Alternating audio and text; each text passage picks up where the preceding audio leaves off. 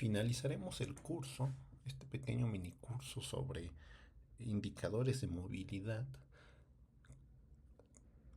estudiando la parte estadística.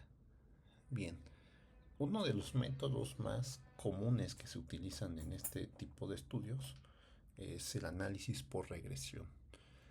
En este tipo de análisis lo que tenemos como objetivo es explicar algo que llamamos variable dependiente, lo cual para nuestro problema es una variable de marginación a nivel AGEP que es proveído por CONAPO.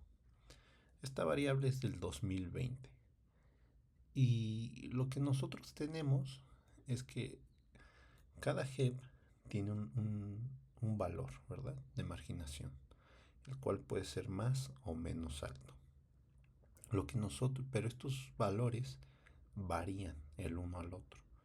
Nuestro objetivo con un análisis de regresión es ser capaces de explicar esa varianza valiéndonos de un conjunto de variables independientes al índice de marginación. Nosotros, como ya mencionamos, vamos a trabajar con 5 variables, las cuales serán estas.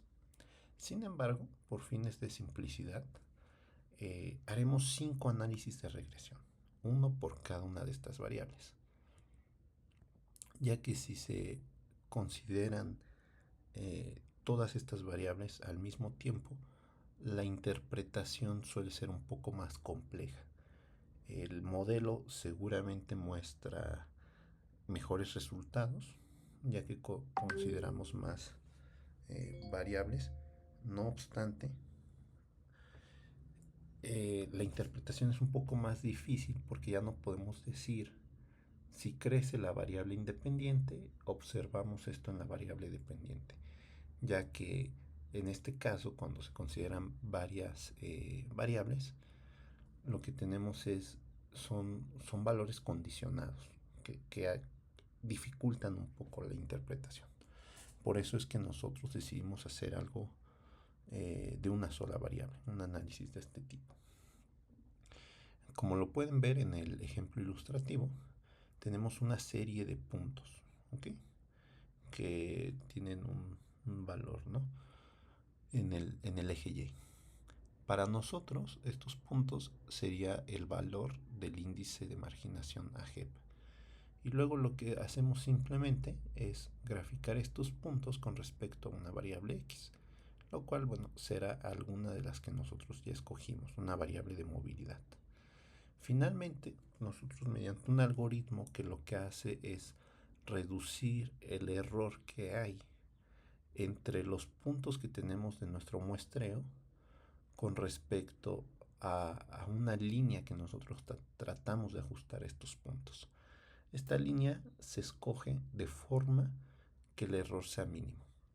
En particular, el error el cuadrado de los errores es lo que tratamos de ajustar. ¿Por qué suele ser el cuadrado? Bueno, porque tendremos algunos errores positivos, ¿verdad?, y otros negativos, lo cual se reducirían entre ellos. El cuadrado lo que nos permite es que el error siempre sea positivo. Además, que si ustedes se ponen a pensar, castigamos más puntos de mayor error, porque al ser el error al cuadrado, estos puntos que distan de la recta afectarán más y los tomaremos más en cuenta a la hora de minimizar el error. Y bueno, aquí en este ejemplo que les ponemos ilustrativo, lo que tenemos es que la variable explicativa, todavía no estamos aquí con los AGEPs, pero en este caso sería la variable de la marginación, va a ser igual a un valor constante, el cual es este 5, más un crecimiento de 1.2, es decir, una relación positiva con respecto a esta variable independiente X. Aquí lo que estamos diciendo es que si X es 0, pues esperamos observar en esta variable independiente y un valor de 5.5. Y a medida que crece x, esperamos que y crezca en relación de 1.2 veces x, 1.92 veces x. Y ahora tenemos un valor aquí reportado que se conoce como la varianza explicada. Este modelo imaginario aquí nos está diciendo que esta recta logra explicar el 80% de la varianza que hay en estos puntos. Para explicar el 100% de esta varianza, todos los puntos tendrían que caer en esta línea. Sin embargo, pues no sucede así. Ahora bien, un detalle importante es que mucho se suele confundir esta varianza explicada de forma de que quisiéramos explicar el 100% de ella. Y sí, en principio sería ideal encontrar modelos que expliquen el 100% de la varianza de alguna variable objetivo o una variable dependiente. Sin embargo, eso suele ser más en algunas áreas donde puede, por ejemplo, haber un interés predictivo. Un interés donde quisiéramos decir, si observamos esto en la variable independiente, vamos a observar seguramente esto en la variable dependiente. Ejemplos de esto podrían ser modelados de física, donde hacemos un experimento y lo explicamos con algún modelo teórico, ¿verdad? Basado en leyes físicas. Ahí normalmente en esos casos se tienen R's cuadradas muy elevadas. Sin embargo, a medida que nos movemos a áreas donde la complejidad de los sistemas es tan elevada, no podemos explicar muchas veces el 100% de la varianza. Por ejemplo, en biología es común ver R's cuadradas de a veces 0.5, 0.6, y eso no significa que el modelo sea malo. En otros casos más complejos, ¿verdad? Podríamos ver R's cuadradas incluso del 10%, y eso no significa que tengamos un mal modelo. Si nosotros estamos explicando la varianza de algún fenómeno muy complejo con una sola variable, a veces explicar el 10% de solo esa varianza puede llegar a ser un buen resultado. Bien, ok, algo importante antes de continuar es que, como lo veníamos diciendo, nuestra variable dependiente en este estudio es el índice de marginación de CONAPO a nivel AGEP. Es decir, tomamos los AGEPs de los cuales en la Ciudad de México conocemos su marginación, y ese sería un único valor. Y ese valor lo vamos a asociar o lo vamos a tratar de explicar con un valor independiente. Por ejemplo, el pulso visto en esa AGEP, de forma que tendríamos una coordenada X, por decir, para un valor de un pulso de 12 kilómetros y medio, para un valor de marginación de 30. ¿Ok? Estos valores son imaginativos en este momento. Más adelante veremos la regresión real. Ok. Ahora, no todas las regresiones son por mínimos cuadrados. Hay una variante que se conoce como mínimos cuadrados ponderados, donde lo que hacemos es ponderar más el peso de algunas muestras. En nuestro caso, ponderamos más el peso, le damos más importancia a algunos AGEPs. En este ejemplo imaginario, si ustedes observan, es un ejemplo totalmente ilustrativo. Estos puntos que están lejos de la recta, por alguna razón, la cual no conocemos, esta razón no es porque estén lejos de la recta, será otra razón. Tienen un menor peso que estos que están cercas, de tal forma que al final nos quedamos con un modelo que explica mejor la varianza, considerando los pesos.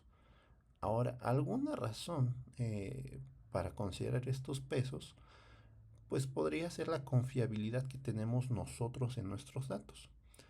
Por ejemplo, ¿Cómo en nosotros podemos, para nuestro problema, darle más confianza al pulso o al índice de movilidad que estemos considerando de alguna JEP respecto a los demás? Aquí ustedes pueden observar la respuesta, pero piensen un momento.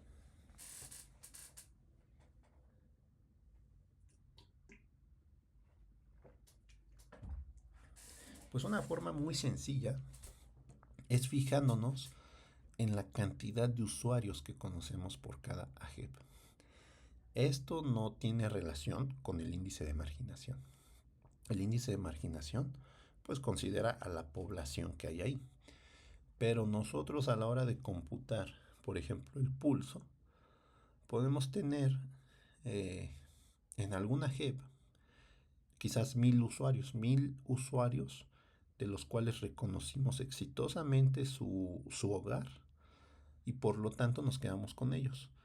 Y tenemos por otro lado a JEPs donde habrá muy pocos usuarios que logramos identificar su hogar. Mucho lo que se hace en estos estudios es que cuando tienes una cantidad o un área territorial con muy pocas muestras, a veces por privacidad de los datos, si hay 5 personas, pues podría ser relativamente fácil identificar quiénes son, ¿verdad? Viendo sus viajes y cosas de ese estilo. Entonces, a veces por privacidad se suelen descartar estas muestras. Pero aquí nosotros lo que estamos haciendo para nuestras regresiones es simplemente pesar más los AGEPs en los que tenemos más confianza, ¿ok? Pero pues se podrán dar cuenta que el análisis es muy similar, la interpretación de los resultados es muy similar, la variable dependiente e independiente siguen siendo las mismas, simplemente que ahora tenemos una dimensión extra, el cual es el peso. Ahora bien, vamos a considerar algo que nos puede agregar un poco de robustez a nuestros resultados. Y es algo que se conoce como bootstrap, el cual es un muestreo que se hace y que repetimos varias veces. Hacemos de nuestra muestra original una serie de muestreos en los cuales permitimos la repetición para correr el experimento, la medición que estemos haciendo y observar cómo es que varía esta medición. Por ejemplo, en este caso tenemos un ejemplo donde hay una imagen con 5 pelotitas. Y al hacer una corrida de bootstrap, nos quedamos igual con 5 pelotitas. Pero como pueden ver, se repite 2 veces el 7. Y se excluye el 4 rojo. En este caso, si nosotros hacemos esto para nuestro problema, lo que estaríamos haciendo es que de estos aproximadamente 2000 AGEPs, vamos a seleccionar aleatoriamente otros 2000 permitiendo la repetición. Y entonces en cada iteración vamos a tener que aleatoriamente, digamos, por ejemplo, este AGEP de aquí se le va a dar, si se llega a repetir 4 veces, se le va a dar 4 veces el peso que ya tenía, el peso ponderado por la regresión que estamos considerando, y va a afectar de mayor manera en esa iteración de bootstrap. Y ahora continuamos estimando la recta, ¿ok? La recta para ese muestreo de bootstrap. De esta forma vamos a tener 1000 valores si hacemos el muestreo 1000 veces. 1000 valores de esta pendiente, ¿ok? Y esos 1000 valores van a formar una distribución. Lo que nosotros queremos hacer es asegurarnos que tengamos predicciones estables, ¿ok? Estimaciones de estos parámetros de forma estable. Entonces calculamos de esa distribución el 95% del intervalo de confianza de esta pendiente que nos dice que es 1.91. y en algunos casos tendremos pendientes quizás un poco más planas, otras un poco más pronunciadas, dependiendo de la JEPA. Pero lo que hacemos o lo que más nos interesa en este caso que es positivo esta relación, supongamos que el 95% de las veces, bueno, vemos que ese intervalo de confianza es, digamos, de un valor de 1.5, por decir algo. Restamos ese valor y nos quedamos con 0.41. Nos quedaríamos con ese valor para esta pendiente estimada. 0.41 sigue siendo un valor positivo. Por lo tanto, diríamos que esta estimación de pendientes que es positiva, su intervalo de confianza no cruza el cero. ¿Ok? El cero sería la hipótesis nula, la hipótesis que nos dice que no podemos decir que hay una relación entre estas dos variables. Bien, ahora vamos a continuar con los resultados. Esto fue lo que observamos. Me gustaría que antes de que vean, bueno, vamos a empezar con las imágenes de arriba que son un poco más visuales. Lo que nosotros observamos fue que el pulso es la variable que mejor describe a, a la varianza del índice de marginación. Si ustedes ven, hay muchos puntitos. Esos son los muestreos que tenemos por cada AGEP. Y parece que forman como una nube. Sin embargo, sí se le nota como una dirección a la nube, pero es un poco complicado de ver. Entonces lo que nosotros hicimos para fines ilustrativos fue dividir, y esto es independientemente a la regresión. ¿Ok? Esto es un proceso únicamente visual. La regresión es esta línea roja. Aquí en el primer caso se ve que está un poco curvada al inicio. Eso es normal, es porque estamos mostrando una escala logarítmica. Bien, lo que hacemos es consideramos un intervalo, ¿ok? Y después, en ese intervalo, en X, o en los AGEPs que tienen un pulso en este intervalo, calculamos el promedio de todos esos puntos, el cual es este puntito verde. Y bueno, después calculamos igual un índice de confianza del 95%, de dónde es que varían la mayoría de estos datos. Y si se dan cuenta, la mayoría de los datos están en este pedacito. ¿Ok? Y hacemos lo mismo para todos los demás. Aquí parece que no hay un intervalo, pero es porque realmente todos los puntos están por aquí. A pesar de que vemos muchos puntos acá arriba y acá abajo, la mayoría están concentrados aquí. Y bueno, esto lo pueden quizás llegar a notar en los extremos, donde este intervalo se expande mucho. ¿Ok? Aquí sí vemos que los puntos están muy dispersos y son poquitos, entonces tenemos que este intervalo se hace más grande. Ahora bien, si se dan cuenta, estos puntos caen muy bien en la recta para el pulso. Para las otras variables que no fueron tan buenas, pues ya no está tan claro, ¿no? Ya se ve un poquito como que realmente no se ajusta muy bien a la recta. No es algo que tampoco espante demasiado, pero pues no es tan bueno, ¿ok? Y por ejemplo, si vemos la entropía de los residentes y la entropía de los visitantes, vemos que explican relativamente poca varianza. Por ejemplo, la de los visitantes explica apenas el 8% de esta varianza. La de los residentes explica el doble, pero el pulso nos da un valor muy alto de 0.35. Explica 35% de la varianza del índice de marginación. Como les comentábamos, en otras áreas eso sería visto como algo muy malo. Pero aquí nosotros tenemos que entender la complejidad del problema que estamos tratando y de lo que estamos diciendo. Estamos diciendo que una variable que únicamente nos dice dónde están ubicados los residentes de una zona sí se relaciona con la marginación de ese lugar. Y no solo eso, logra explicar el 35% de la varianza. Esto no quiere decir que tengamos una relación causal. No podemos decir que unas zonas y sus habitantes tienen la capacidad de estar más lejos, entonces esa zona tiene menor pobreza. Eso no lo podemos decir. Lo que sí podemos decir es que simplemente se asocian, ¿ok? Una no implica la otra. Para ello, bueno, tendríamos que hacer un estudio más complejo donde consideremos descartar explicaciones alternativas. Sin embargo, ese, bueno, no es el objetivo hasta ahora. Será un objetivo a posterior.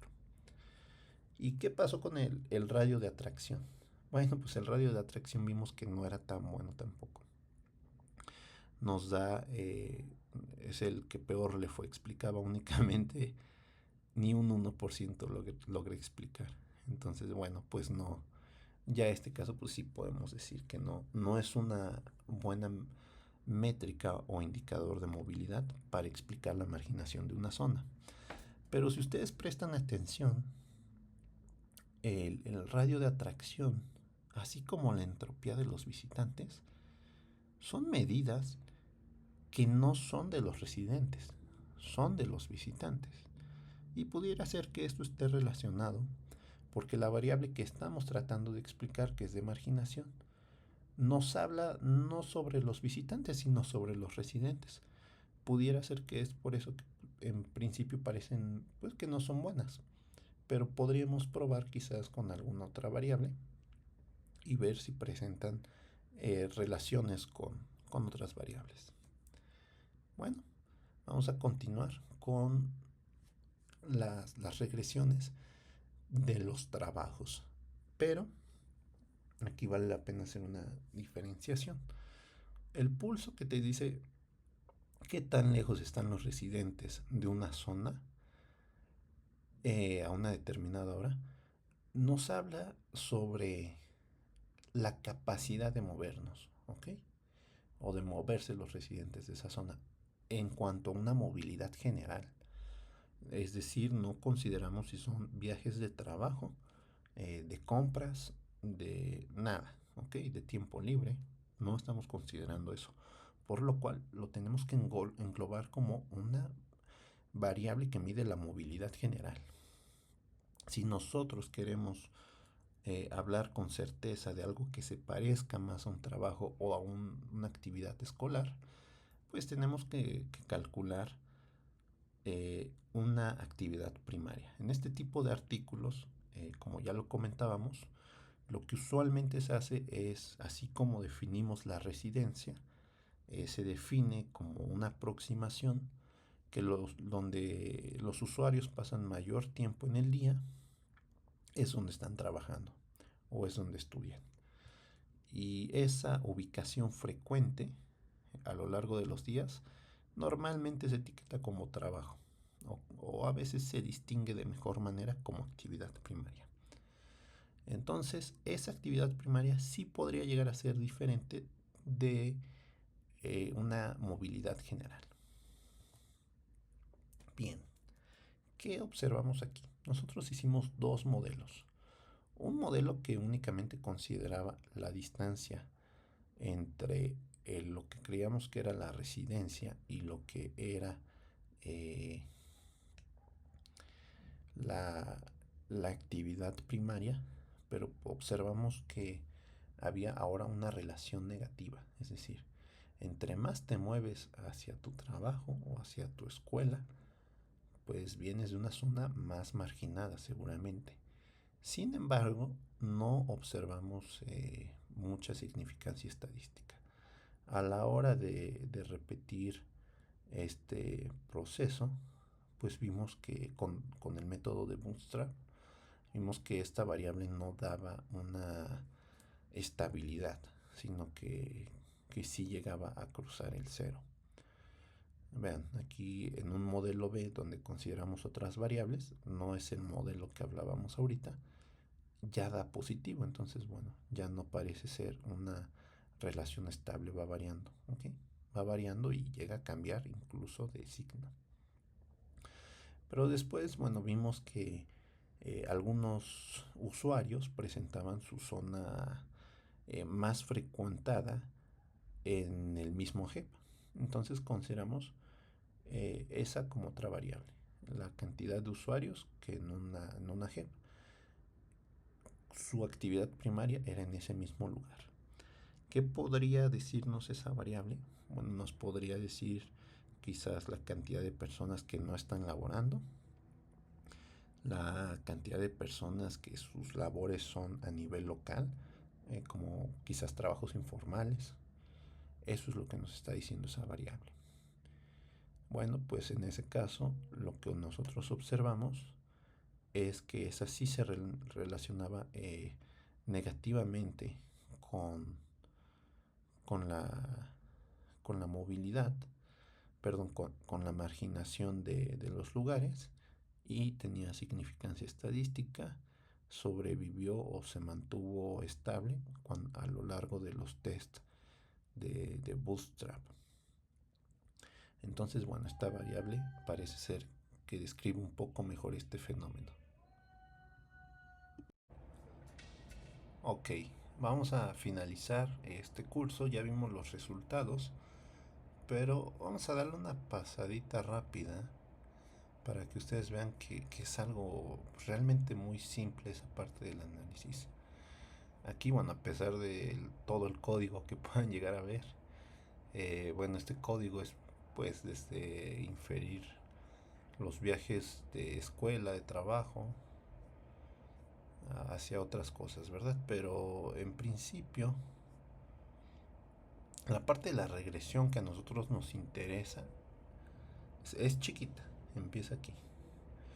La regresión con pesos ponderados. Aquí en Python, una librería que es muy usada para este tipo de análisis por regresión es esta, Stats Models. La importan de esta manera, ¿okay? Más arriba yo la tengo importada. La importan y crean parte del código pues, que va a estar relacionado al modelo. Vamos a crear una variable que se llama xfit.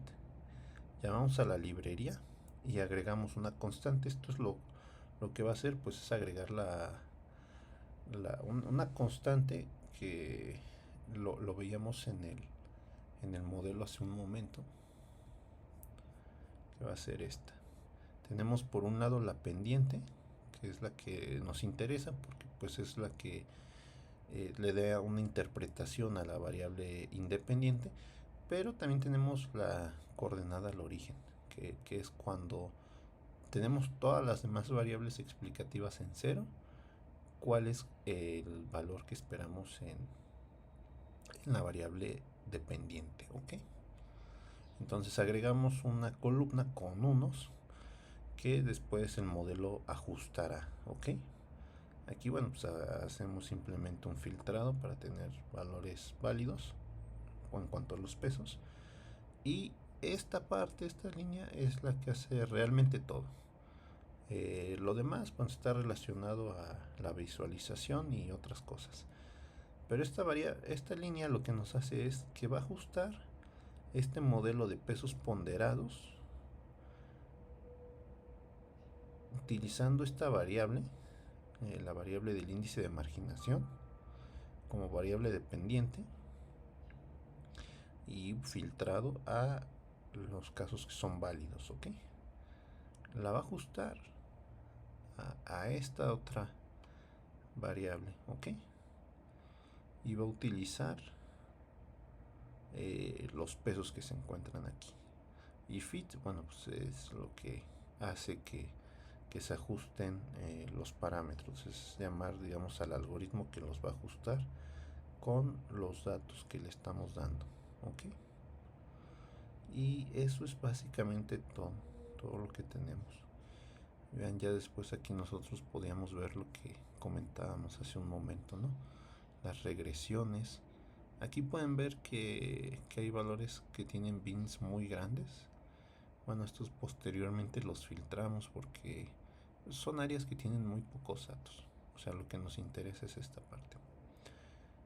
Y bueno, eso es todo por este mini curso. Espero que hayan logrado entender, ¿verdad? Y que puedan hacer para sus investigaciones este tipo de cosas que sirvan como una inspiración. Así como a nosotros, a nuestro equipo nos sirvió de inspiración estos trabajos que fueron muy creativos. El del pulso, ¿verdad? Clusterizar las señales basado en su actividad semanal, en el ciclo semanal, pues fue algo bien interesante, ¿no? Bien, estos trabajos es, orientaron fuertemente esta investigación y se los agradecemos bastante. Eso es todo por nuestra parte y agradecemos su tiempo.